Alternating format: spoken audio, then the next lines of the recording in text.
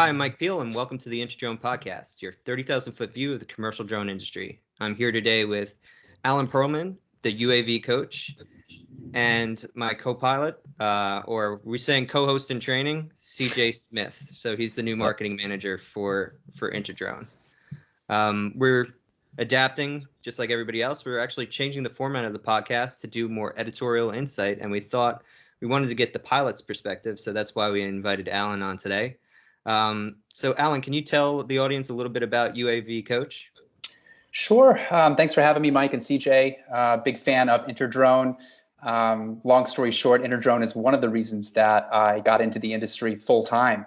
Started UAV Coach as an industry blog back in 2014. I was just interested in the technology, had a pretty bad experience with my first drone flight, and sort of went down the rabbit hole of wanting to learn more, and showed up at InterDrone, and my jaw hit the floor, and sort of stayed there for the last 5 years.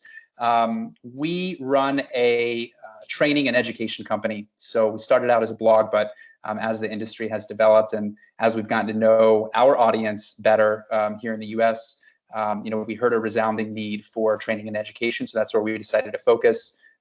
We run one of the industry leading's test prep and training course for the Part 107 exam. So that's the majority of our business. We also offer some hands-on flight training and run an industry newsletter that we send out every Saturday morning. Great. I know, we've been friends, since Drone Dealer Expo? That's right. That was an unsuccessful show, but it didn't feel like it when you were there, right? No, not at all. And I got to spend a half day at Disney World, so I'd call that trip a success. Yeah, Florida, right? So, and I think actually that's a good place to start. The drone distribution channel. We're going to start the show with kind of the negative news of the week. So DJI is shutting the doors on the U.S. side of their operation. Specifically, the dealers are really kind of out on the street now. A lot of employees, lots of friends of my friends in the drone industry have lost their job this week, or actually last 2 weeks. And I guess just from a higher level, though, how do we feel about DJI closing down in America? Does it make a difference overall? What is the impact? Yeah, so I guess first of all, I read this article, and what is allegedly happening versus what is actually happening. So that's I guess where I'd like to start. Have they actually closed anything yet? Has there been official communication from DJI? Not that I know of, but I do know of people being let go. Okay. Yeah, it says conversations are vague with actual reps from DJI. Yeah, and I've actually, that's another thing. They've always been kind of, they're the official bad guy because they're on top. That kind of mentality around them. And one of the things that leads into this article is kind of a sense of dread. That kind of bias kind of seems to come through, and that's okay. I could understand the situation is, we're all dealing with a lot of news lately, but some of these business decisions kind of seem like they were already on the roadmap in one way or another, or that the U.S. offices were not providing what they had when DJI first started in America. And that's why I bring up the distribution channel, because, honestly, they made a lot of ground. Not only did they have a good product, an amazing product when they first came out, but, getting in the big box stores, making sure that they had the relationships, and now that they're an established brand, does that matter as much? And is the U.S. branch of their operation versus the production and innovation side in China more valuable? Probably not, and that might be affecting some of the decisions. Yeah, this idea of cutting out the dealers is really interesting. We get questions a lot from our students about what drone should I buy. That's a hard, an interesting conversation to navigate depending on who we're talking to. But where should I buy the drone also comes up in conversation. And very often I've been asked this question: well, what's the advantage of buying directly from DJI versus a dealer? And I think there is a need for dealers when you look at the higher end systems. Is DJI really going to step in and play that education role, play that training role when you're looking at a $15,000 or $20,000 system with higher end sensors? That's kind of the role of a lot of these dealers could play, where a lot of that value add happens. So if I were DJI, that would be kind of the nut to crack, right? Is who's going to step in and educate. Kind of falls under the customer service umbrella a little bit too. Yeah, which they struggled with when they first came to the US, right? And I think they're still sort of paying the price there. It still comes up in conversation when people ask me, well, should I really buy a DJI drone? I heard they have bad customer service. I'm like, wow, that was like 4 years ago, 5 years ago. But it'll be interesting to see what happens there. I know the company, we looked at selling drones. We looked at, hey, we're getting all these questions, from students. Why don't we just sell drones ourselves? Why don't we become an enterprise dealer? Yeah. And we couldn't make the economics work, and I think the margins are so slim as is. And, if it has already been on their roadmap, this would be a very unique time to execute that roadmap. It wouldn't surprise me, but it does certainly shake up the industry here in the US. Yeah, I wonder how much it changes their product roadmap. Do they, if that's the case and they can't rely on customer service, do they shift more consumer or do they shift more enterprise?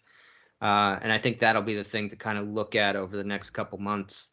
Do they go for the big purchase where they can set up a different type of customer service that they know they can rely on, or do they lean on what they've always leaned on, which is, smaller, cheaper, easier to use drones that can be bought anywhere? So, CJ, do you want to take the next piece? I'll let you select. Absolutely. Yeah. So, kind of staying on some of the impact that the pandemic is having right now. A number of the FAA test centers are closed. We know that a lot of the Part 107 pilots are either up for renewals or they're potentially going through and getting their, kind of taking the test and going through that process right now. So, the FAA hasn't put out a kind of a statement on what they are going to do, and especially how long these testing centers are going to be closed. But I think just kind of poses an interesting scenario, interesting potential problem for pilots. And, I think, Alan, you especially have a really kind of unique perspective on this because you help so many students go forward and get their Part 107s. Yeah, it's interesting. The discourse has changed a little bit around testing and around whether or not folks want to go through the studying process. So there's two groups, right? The folks who are testing for the first time, getting their license for the first time, and then the folks coming up for renewal, that 24-month cycle. And when it comes to initial testing, I feel like half the conversations I'm having are, hey, I'm stuck at home. I've got nothing else to do. I'd love to study for this thing. I've been sitting on my butt for the last few months. What better time, now I have the time. than to wade through the nooks and crannies of airspace and weather and micrometeorology and bang this thing out. And then the other half, the people are like, well, I heard the test centers are closed. I don't want to study and be prepped for an exam that I'm not actually able to take. So, we've been speaking with the FAA and CJ, as you mentioned, there's no official response yet. So I think, they said that they would post something to the Twitter or Facebook FAA drone zone accounts, then under the FAA news and update site. So we're checking that with a watchful eye. So for the initial testing folks, I think they're sort of stuck until the test centers reopen. It's my understanding that all the test centers are closed right now. But we actually heard from a student yesterday who was going to take their test either today or tomorrow. I didn't get a chance to ask what test center they were going to, but I guess maybe a couple of test centers are still open. But for all intents and purposes, I'm just telling folks that they're all closed because that's what the website is saying. And then for the recurrent folks, this Drone Life article you sent did a pretty good job, I think, of surmising what could happen. It seems reasonable that the FAA would just extend that currency. So instead of for folks whose certificates expire like end of March or end of April, extending that out, another month or two, just to give them some buffer to take the recurrent exam later in the spring or early summer. That seems like the most reasonable option to me. You know, it should be said that, you know, because that announcement hasn't happened, folks who, let's say you took your exam exactly 24 months ago and your license expired at the end of March, you are unfortunately effectively grounded at the moment because you're not able to get recertified. So those folks are a little stuck for the time being. Yeah, you're kind of in a trap. You can't, and I think for the enterprise users or the teams, you might be losing your best pilot right now, right? He's just not able to get up in the air legally. And in those cases, when you're contemplating liability with every flight, you know, it's not just you know, some girl or guy in a park flying their drone. That's a huge difference, right? Another. And sorry, not to go up on a tangent here, but you said some girl or guy flying a drone. Did y'all happen to see the video of the drone in New York City telling folks to maintain social distancing? It was like flying over the Hudson, telling folks walking alongside the Hudson. No, I did not. Oh, so, yeah, I saw a still image of it though. Yeah, so I just saw this yesterday, and everybody sort of jumped to conclusions and said that it was a government drone. And I'm thinking to myself, this is not any sort of official government drone. This is some bozo who attached a loudspeaker to his drone. They're still looking for him. I don't think they found him or her. The pilot, they haven't found them yet. But so I didn't mean to go up on a tangent. I just thought that was really interesting. Right. Yeah, I mean, because that is like a nightmare headline, right? If it's real. Right. Exactly. Being herded like cattle by drone, like yeah. You know, it's kind of one of the discussions we've been having among the team, because we've been hearing stories about drones being used for thermometer readings. One, I want to know the efficacy of that. Two, do we need to use a drone for it? Like, are cameras on the ground more usable? And like, I don't think it feeds into the you know, the best narrative for what our industry is capable of. Yeah, you know? Mike's talking about, we read this article about, quote, a pandemic drone. And the idea is to go and survey and measure large amounts of people in different geographies and measure how much they're coughing and even their body temperatures. Yeah, it brings up a number of efficacy issues. It's really interesting. Yeah, it's like when you're going through an airport, like an international airport, and they're testing your temperature, you know, as you're entering a new country. I've walked through a few of those you know, thresholds before, and I'm wondering if the thermal sensors from a drone are strong enough to do that, you know, from 100 feet or 200 feet up. I'm not sure about that.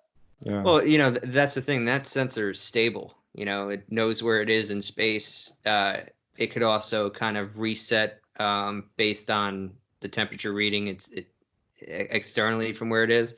There's so many variables with the drone being in flight. You know, is a wind gust going to throw it off? Probably not, but if it's got a good enough thermal sensor. But the question is it holding on the target long enough to get a good reading? You know, right? And I think I saw on LinkedIn, for folks who want to dive deeper, I know Derek Ward over at the LA City Fire Department. He now works also with Enterprise UAS. I think he posted something yesterday or the day before about research that they're doing to see what existing sort of off-the-shelf sensors and how they could be used for COVID-related purposes. All right. Well, I'll wait and see. That's where I am on this. If it's usable and it's provable, then sure. But deployment, I think, would probably be best to wait for actual results first. Yeah. One more funny anecdote. This cracks me up. So the Chinese government was using drones with loudspeakers to let citizens know, you know, maintain social distancing, go back to your house. You know, this was a month or two ago. And I don't know, did you guys actually read the translation of what was being said over the loudspeaker? It was pretty funny. So they would say things like, "Hello, handsome man. We see you pushing that cart. Please go back to your humble house." Wow. They were sort of making light of it, and I don't know if it was a lost in translation issue, but I thought it was funny. They probably didn't use Google Translate. Like that's like just like reading the actual symbols for what they are literally. Probably, yeah. So our last article is about Iris Automation, putting out a detect and avoid system that they say is good enough for BVLOS. This looks like some beefy enterprise grade hardware. And one of the things here, you know, we look at like a Skydio 2 from last year, which was when it was released. we're definitely not talking about something consumer grade out of the box off the shelf like that. Although the Skydio is being used for some commercial purposes too. But I'm kind of interested in the fact that how easily repeatable that kind of functionality is, 360 view, detect and avoid, and just whether or not it's actually important to a drone user. Does it make enough of a difference for our pilots who are working right now that this is going to be the defining feature for a drone that comes out on the market? Yeah, I mean, I think you've got to solve for the consumer. You also have to solve for the regulatory framework, and I think it's more the latter right now. As how can you solve for the regulations or lack thereof right now in the U.S. regarding BVLOS? Traditionally, the BVLOS waivers that were issued were they require some kind of like ground-based visual observer to mitigate that risk of aircraft incursions entering the mission area. Whereas I think Iris was the first or one of the first systems to get approval strictly for the hardware component, without necessarily needing an extra visual observer. So that's notable. And there are global companies that have been able to test their system in other countries where the BVLOS regulations are a little bit more favorable. So I know we had talked earlier about sort of being first to market, and it'll be interesting to see sort of how this all pans out. Yeah, I think also how the system responds, because you'd noted before the call about the Iris is part of the UAS IPP. That's right. And so there's a certain kind of qualifications that go on during that testing that you wouldn't. I don't believe Skydio went through. I haven't heard of them being on any of the test sites. And one of the things that kind of got brought up on the drone trainer Chris Anderson's podcast with Billy Kyle was, that Skydio drone, if it flies, above a wire, near a wire, into the wrong space while it's just trying to, literally follow you, technically you're the operator based on the terms and conditions of that drone. That's right. And you've now violated an airspace rule or law. So what I'm curious is how the Iris system kind of handles that. Does it, or is it just kind of a dumb detect and avoid? So this is something to pay attention to as time progresses. We always see, these brands be the first to market with X headline, and then, it seems like months later somebody leapfrogs them. Mm-hmm. And sometimes they don't. Sometimes that next leapfrog headline is not real either. There's a lot of people trying to be the first and innovate here. But it's still a lot of disparate islands of innovation that aren't completely coordinated together into fully sustainable enterprise level products. Yeah, absolutely. I think I'm just looking at Iris's website right now, and I'm always interested in how companies position themselves, right? So, we proved that flying drones industrially beyond visual line of sight, not generally allowed in the US, so they're actually remarking that on the website, could be achieved with only an onboard system for collision avoidance and meet FAA requirements for safety. I haven't had a chance to dive into the Cassia 360 technology. I know they're offering sort of two SKUs, sort of the regular range and the long range. It's worth sort of rehashing for folks who are listening in, like why BVLOS is important. Why do we need to fly beyond visual line of sight? There's a lot of pipeline out there that needs to get inspected, and railroad inspections, and drone delivery. You're not necessarily going to have humans on the ground every half mile, if you're doing long scale drone deliveries. If you do, it's better to stick with the trucks. Right, 100%. Yeah. Even search and rescue purposes, like we talk with a lot of public safety departments that are trying to stand up programs, and they're very surprised that they're not able to sort of fly over a little knoll or a hill and lose sight of the drone when they're trying to save somebody's life. So BVLOS will be helpful in that sense as well. Yeah, especially when they have the GPS readout. It's like it's safe according to me right here. Right. There's other broader airspace considerations, and I think one of the things that's always keeping us down a little bit is we are thinking about futures that include fully automated systems with multiple drones. And if you don't write into law or into rules the proper ways to handle those systems, you could basically have a scaling problem that becomes very dangerous for the future when those technologies are readily available. So that kind of, becomes a frustration for pilots now who are just flying, and they have good systems, reliable systems, even spotters on the ground that they can communicate with and achieve these flights safely, but the regulation doesn't provide for it, right? Right. Um, Right. So, it's been quite a year. 50,000 or so comments on the NPRM. I know some people read that as a bad sign, that people were frustrated. I read that as great, because last year when we were talking about the advanced notice of proposed rulemaking that year, and the notice of proposed rulemaking last year for, what was it, night flights and Flying over people without a waiver, yeah, or at night without a waiver. Yeah. yeah, which are contingent upon remote ID. So it was weird to kind Right. of put the cart before the horse there, but barely anybody participated, and those are really important kind of notice periods of commentary. So to see that level of like, wow, this matters, it was nice to kind of see the blood boiling in a good way, I think, to get those comments down so that the FAA actually has something to work with. Because if you have no data, you're going to go with what your gut says. And to be honest, the organization, as much as it's tried to embrace this technology more recently, it's made up mostly of commercial pilots and former military pilots, and their perspective on this technology is drastically different than commercial first pilots, drone pilots. Yeah, absolutely. And I read through dozens of those remote ID comments, and it was interesting. Number one, what percentage of those 50,000 comments were written succinctly and professionally enough to be taken seriously? Probably not a huge percentage, based on a lot of the riffraff that I read through. Yeah. But what was really interesting is a lot of interest groups were being represented. So you had your commercial pilots, you had your direct service providers, you had your companies. You had the hobbyist pilots, recreational model aircraft folks. You had FPV racing pilots that have their own considerations.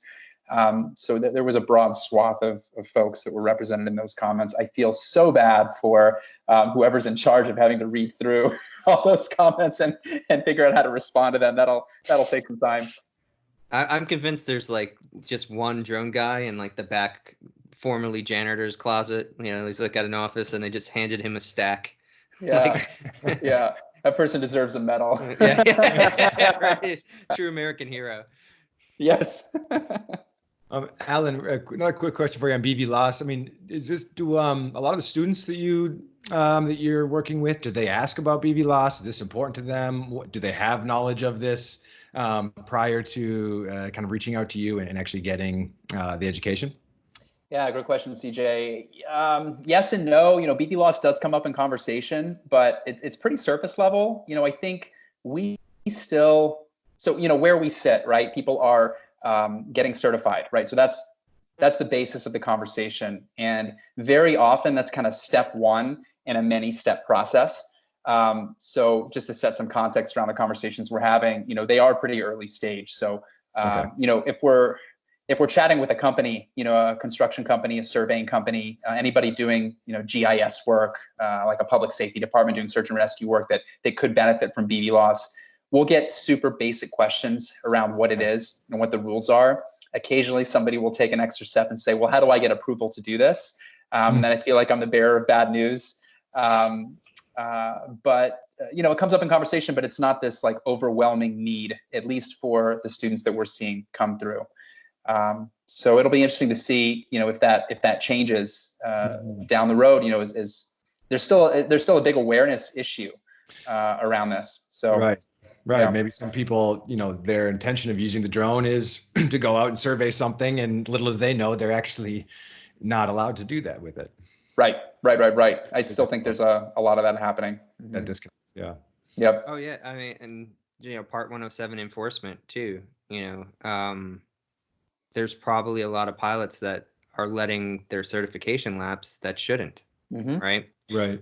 And Part 107 is what it is. That was, remember the 333 days? Those, nothing moved. That was Oh man, and it's tough because back then, not only did you have to submit 60 pages of paperwork to the FAA and not hear anything back for 6 or 7 months until you get a thumbs up, but when you got the thumbs up, you had to have a manned aircraft license to fly the drone, and it just bred this culture of non-compliance because you had DJI creating these off-the-shelf systems, and folks just wanted to get out there and fly. Companies wanted to get out there and fly, and there was this gap between 333 and 107.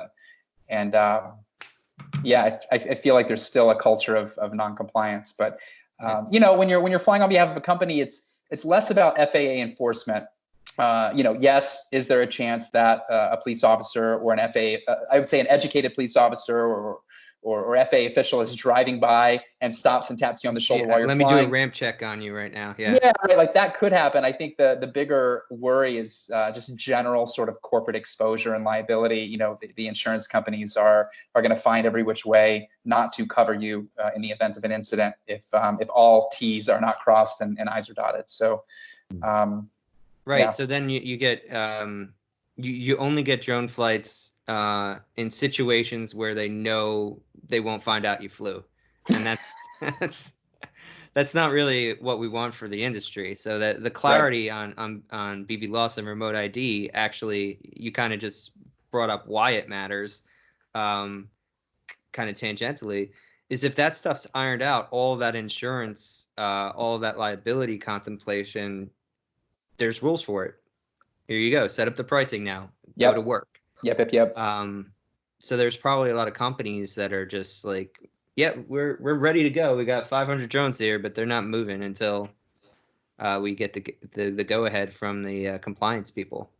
Yeah, and just on a smaller scale, we chat with a lot of public safety departments that have drones that have been grounded because they just don't have certified pilots or they don't have proper SOPs in place. They just don't have those internal steps to be able to feel comfortable having somebody fly on department time, for department purposes, which I think is really interesting. They've got the hardware. It's literally sitting there in a closet.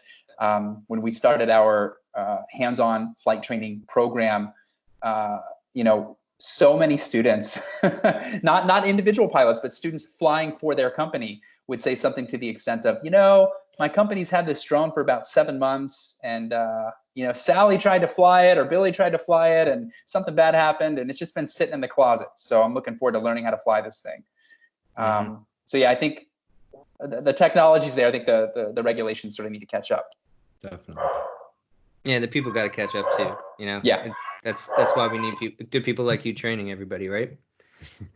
So we're going to take a quick break for CJ to talk about drone venture capital investment. So I think one of the things that's important to kind of just keep in mind is that innovation keeps coming. This is not a static industry. If anything, it's still not as mature as I think we thought it was 2 years ago.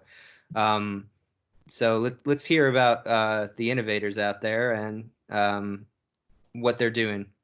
Yeah. So one thing we're doing on the InterDrone website is we're listing all rounds of venture capital funding for the UAS industry. So we had 6 companies publicly release their funding rounds. March 3rd, VOA, which is a platform which connects drone operators, farmers and agriculture professionals. They raised just north of $600,000, which will congratulations VOA. SkyX on the 4th, they have a platform for capturing data. They do infrastructure inspection. They detect different leaks. They raised an unknown amount on March 4th. Wingcopter, they raised another round on the 5th as well. Known for their unique tilt rotor mechanism to help drones transition between hovering like a multicopter and flying forward like an airplane. We've seen Wingcopter in the news recently, working with UPS, right? UPS, correct? Yep, exactly, on drone deliveries. Earlier in March, on the 7th, Singularity Automation raised about $1.1 million. They're at a kind of an IoT technology provider, helping kind of companies operate and manage drones across multiple cities. Skyports, they raised about $850,000 on March 9th. They're a UAM infrastructure provider and drone delivery operator.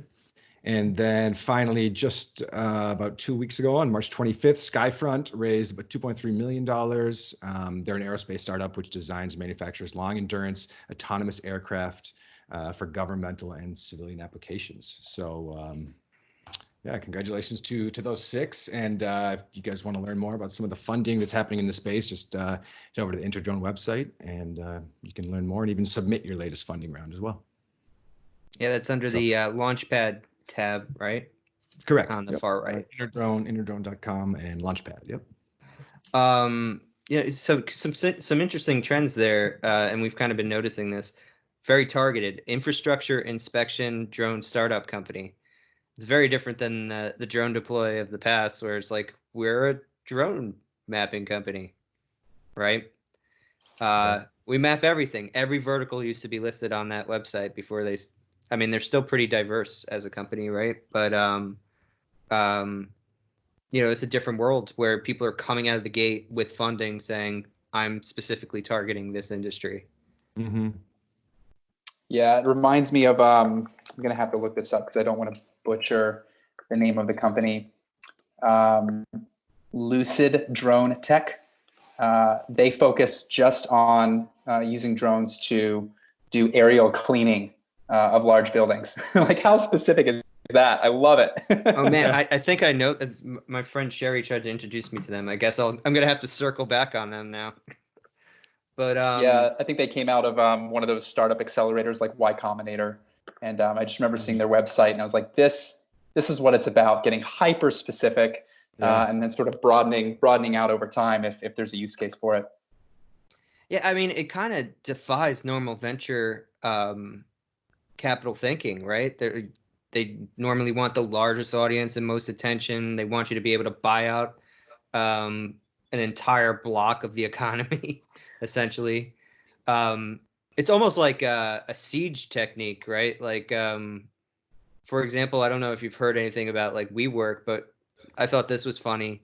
The guy from SoftBank told their CEO at WeWork, like, no, you're thinking too small. You need to think about owning an entire section of real estate entirely, and nobody else can own it. So that's why they went on that pattern of literally buying commercial real estate at terrible prices, just to say that they owned some X percentage of growth in commercial real estate quarter over quarter. But this defies that, right? But I think that says something to the value that drones bring, where you can say, oh yeah, this is hyper targeted, but you're going to make your money back if you invest in me. Mm-hmm. And that's a very different proposition than, okay, there's a 5% chance I'll be successful, but if I am, you'll be a multi-billionaire. Mm-hmm. Mm-hmm. It'll be really interesting to see how the funding landscape changes, over the coming months, in light of everything that's happening right now with the pandemic, and how that'll influence the economy, and how that'll influencing, access to capital. I think, it's not like funding is going to dry up. I think there's still a lot of money out there. A lot of people have made a lot of money over the last decade and want to deploy it into really good ideas. But I think there's certain things that are going to change, right? Like the terms might be less founder friendly, right? Like, founders will have less leverage in the negotiation process. Certain things will tighten up, right? I think you'll maybe have just less funding overall in a specific segment, maybe like the drone industry, but that's not to say it's going to dry up entirely. I think it'll just change a little bit. I think it's definitely going to affect the focus, but you're kind of right to think that the money's not going to dry up. It might be on pause right now, but the people who have the most equity right now, they're doing okay. They're going to make it through this process, and there'll actually be cheap assets for them to seize with their money. And their money will be at the deflation of what's going on in the economy. If it's not sustainable, their money will actually be worth more. The other thing on that side is, Pelosi being the Silicon Valley representative, in that initial draft of the bill that McConnell made, it didn't have provisions for private equity. but she made sure that it got in there. So private equity is taken care of somewhere in that stimulus bill that came recent, the CARES Act, I believe it's called. So I think the question is just, where does the money go? Because it's definitely going to be more conservative in its choices. It's not going to be like the Wild West. And let's face it, it was getting a little dumb there for a while. Anyway, if you looked at a company like Intel, and I've used this analogy before, that's like the first startup ever. That was a bunch of guys that were great engineers already at IBM that knew somebody who was with a lot of money that was willing to invest in their talent. They were already proven success.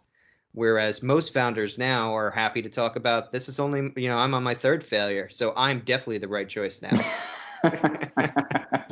I've got enough failure under my belt. You should pick me. That's really interesting. Alan, so yeah, let's kind of talk a little bit more about your experience, what you're doing over at UAV Coach, and kind of how you got into the industry. I know I think you mentioned you entered into the space literally with a crash, but maybe if you could just reflect on that experience a little bit, and just kind of tell us how you got into the drone space, and then a little bit about your first experience with InterDrone and how that kind of changed your participation in the industry. Yeah, so prior to the drone industry, my background was in marketing and web development. I worked for a marketing automation software company called HubSpot prior to their IPO. So I had a feel for sort of venture-backed startup life, which was wild. And I was living in New York City at the time, running a very small marketing agency, just sort of trying to pay the bills and practice my entrepreneurial chops, so to speak. I was looking for that idea and servicing clients in the meantime. I did have a bad experience with a DJI Phantom 1. I crashed it into a parked car. I had trouble sleeping that night and sort of went down this rabbit hole of researching this technology. And there was such little information online about drones back in the fall of 2014. And coming from this world of education-based marketing, content marketing, inbound marketing, I sensed this opportunity to educate. And candidly, I was thinking very small at the time. I thought, hey, I could buy a domain name, start a blog, maybe generate enough website traffic to where we can get some free drones to fly. So I kind of committed myself to this like 6 to 9 month hobby.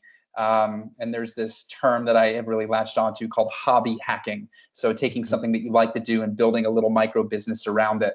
It doesn't necessarily have to be a venture-backed company where you're raising millions of dollars and hiring hundreds of employees, but just something really small, like a lifestyle business, where you can do what you love doing. And at that time, I wanted to dive deeper into drones. I was really interested in the technology and saw this huge gap. So started writing about the industry, and our email list grew, our website traffic grew. I think we were just in the industry at the right place at the right time. So, I went to InterDrone, where— What year was this? This would have been 2015, so September of 2015. Okay. And I didn't know anybody in the industry. Been running the website for about a year. Started to offer some 333 exemption filing services, and I was starting to sort of undergo this transition from blog to business. And I went to InterDrone and was just completely blown away. I had never sensed that much energy for an industry, for a technology. It's unreal. And that energy is still there. It's changed, it's shifted, but just so many conversations with people excited about the technology. And I came home and I told my wife, we're going to do this thing full time. We're going to figure out a way to do it full time. I was still servicing my marketing clients and sort of doing the drone blog, on nights and weekends. But InterDrone was the catalyst for me to create a business out of where I was at. Right. And so how did you take your business from blogging, just from kind of, high level content creation and marketing, to actually becoming an educator and helping students learn about the space, helping them prep for their Part 107 exams? Kind of like, what was the eye-opening moment, and what was that process like, kind of taking that next step? Yeah, a lot of experiments. So, the first experiment was actually chatting with folks who were signing up for our email list.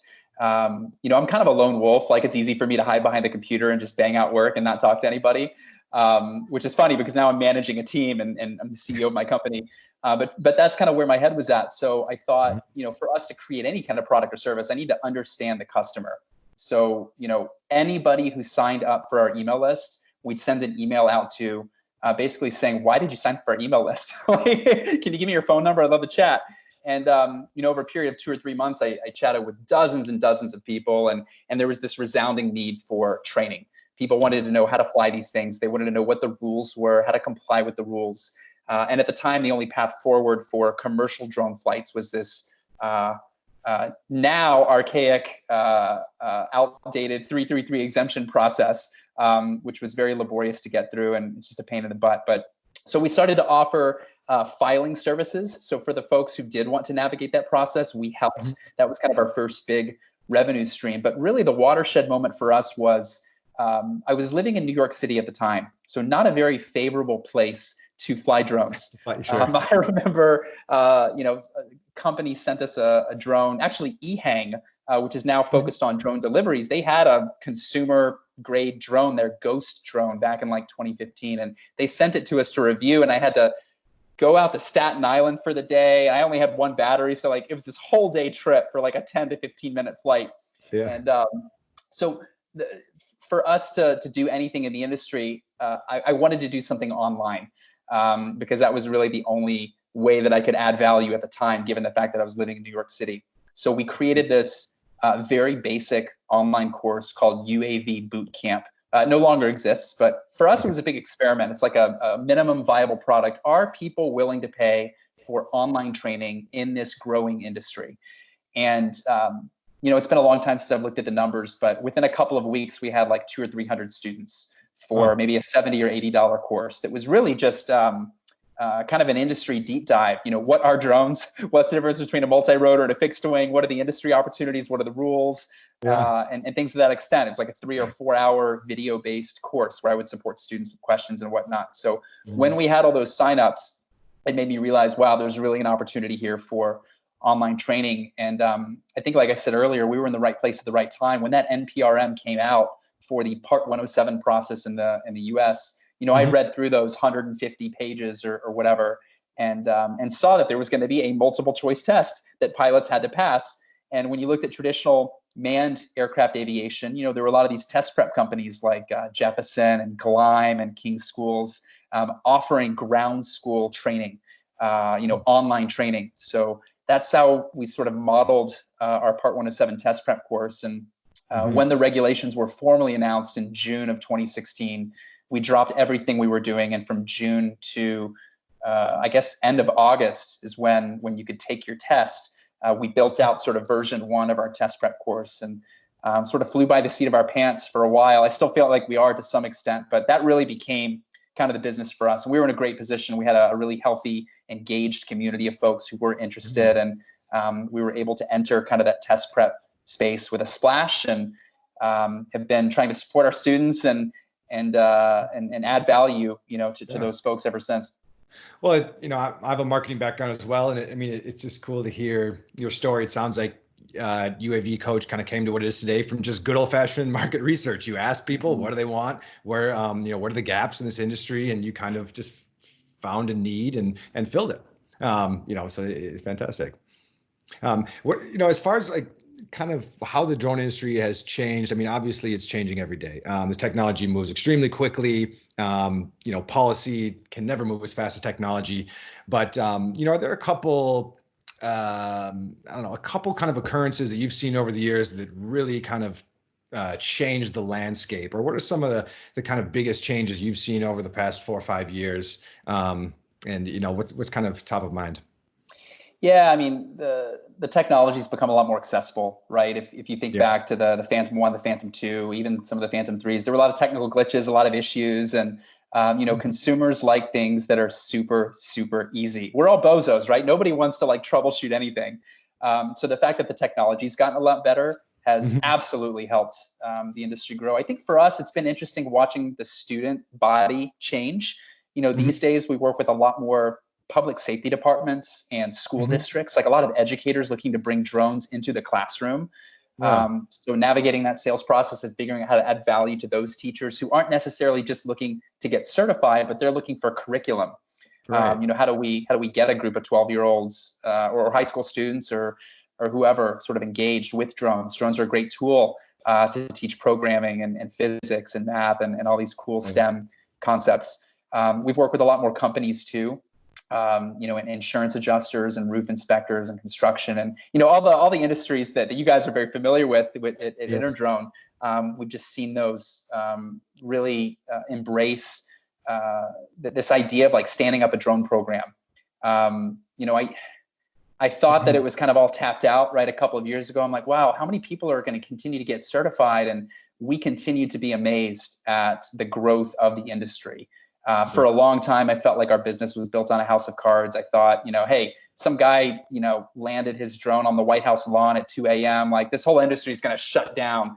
But things have just gotten stronger, and drones aren't a fad. It's a technology that's here to stay. And I think it'll be interesting. What hasn't changed in the last few years are really the regulations. Like they've kind of slowed down. The Part 107 process came out in 2016, and the waiver side of things has gotten a little bit easier. Getting airspace authorization through Lance has gotten a lot easier, but the core set of regulations hasn't really changed that much. When you look at other countries, you have to demonstrate that you actually have to know how to fly a drone to get certified. That's not the case in the US. You just pass a multiple choice test. So for better or for worse, that bar's been set really low. It's allowed a lot of folks to get certified, but I'll be curious to see. I was thinking in kind of a short time frame, what's going to happen in the next 6 months, what's going to happen in the next 2 years. But these days it's like, well, what's going to happen over the next 5 years or 10 years when it comes to things like drone delivery? Will there be drone delivery pilots going through the Part 107 certification process? Likely not. There'll be some separate framework for that. So we're hoping to grow and adapt with the industry over time. I think in the short term, Part 107 is here to stay, and longer term, we're just looking for opportunities to educate and to keep sort of pushing this industry forward with good content marketing, with good training, and just being a good resource for folks who are looking to get in. Right. Right. I think you're in a really unique position because you you deal and speak with and just work with so many current or future drone pilots.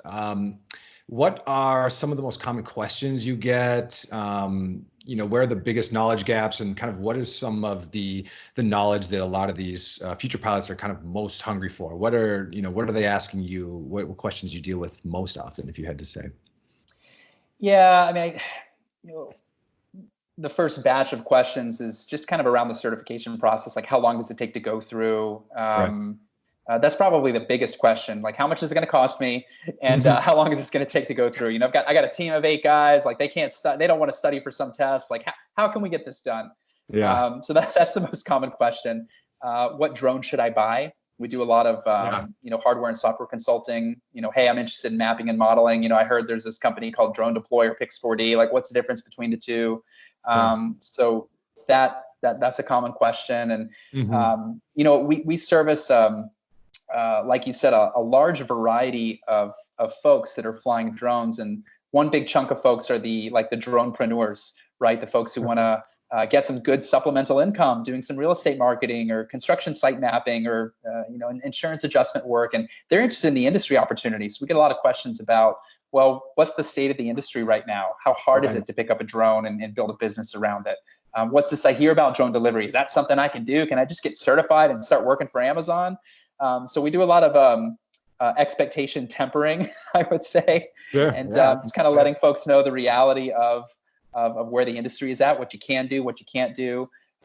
Just because you're certified and have a Phantom 4 or a Mavic 2 Pro does not necessarily mean you're a professional drone pilot who's going to get out there and find success. So that's a conversation we have quite a bit as well. And then on the company side, it's a lot of like SOP type questions.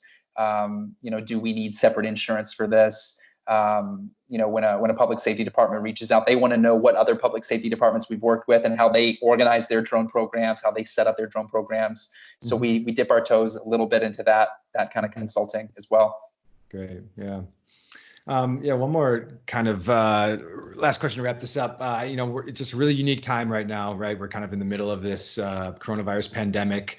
Do you have any kind of high-level thoughts on how you think this is, or how you see this currently impacting the industry, potentially future impacting the industry? Are there new opportunities that are created right now with this pandemic and the social distancing that's put into place? What new challenges our industry kind of participants and industry professionals facing right now? And there's no right or wrong answer, but what are kind of some observations that you've been seeing and some high-level thoughts?